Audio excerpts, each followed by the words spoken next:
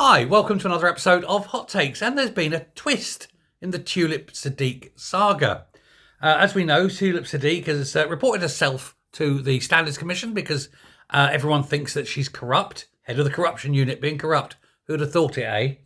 But as she's now literally on the brink of going, she'll have to resign. I mean, fired, but call it a resignation.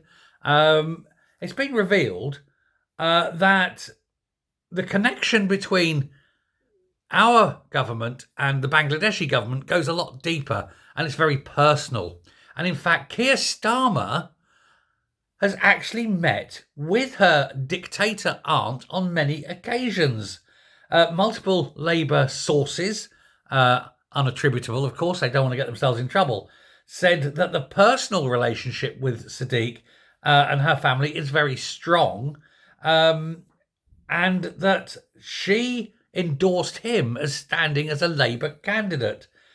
The families regularly socialise and they have holidayed together. Now, I've always said Starmer is a closet Muslim, and I'm thinking it's increasingly likely that this is true, which is why he's more prepared to stand there and say, I protect Muslims and I'll protect the children of Britain.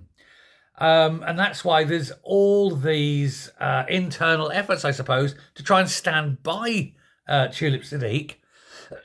But I don't think it's going to be enough. But anyway, it's been revealed that Starmer himself went on a trip to visit the now ousted dictator of Bangladesh.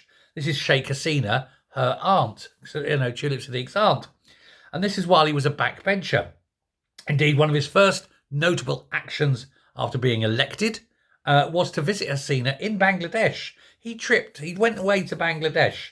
It was funded by Labour Friends of Bangladesh. So he didn't pay his own way. But you have to wonder why Bangladeshi foreigners are paying for a British backbencher to go all the way to Bangladesh when he's not a Muslim, unless, of course, he is.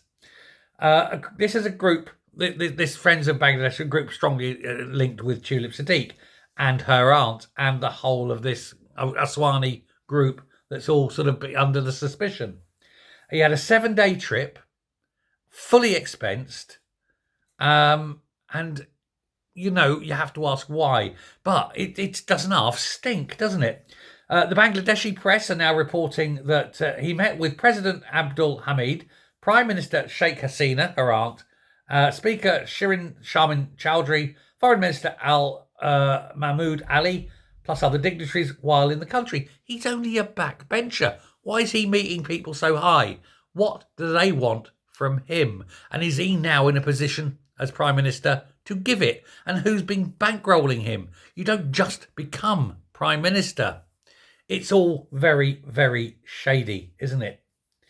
But while he did all that and that was the meeting, it wasn't the last time he had a meeting.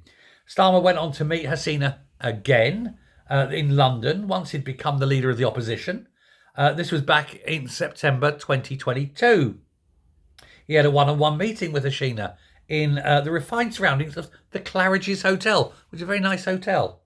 Reports in the Bangladeshi media again suggested Starmer had not raised the human rights issue because, of course, he won't. Daren't. He's probably... Is this... Now, given that the Bangladeshi government are desperate to try and get this Tulip Sadiq back into Bangladesh for corruption investigations, should they not be looking more towards Keir Starmer as well? Because, shit stinks, doesn't it? And when someone's got a handful of shit and they start, shaking hands, that shit goes everywhere. And I have a feeling that Starmer's got some very shitty hands on with himself there. He issued a statement at the time saying that it was a pleasure to meet her and all this and talk about all the various things that he was talking about. But he, of course, didn't. The telling thing is he didn't talk about human rights. But remind me, he was a human rights lawyer, wasn't he? Why on earth would he not raise human rights? Ching springs to mind. I think Mr. Clean is actually Mr. Corrupt. It stinks to high heaven. The shit is hitting the fan.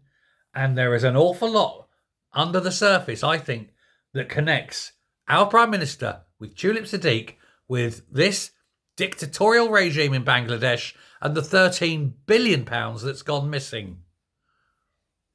What do you think? Thanks a lot. Bye.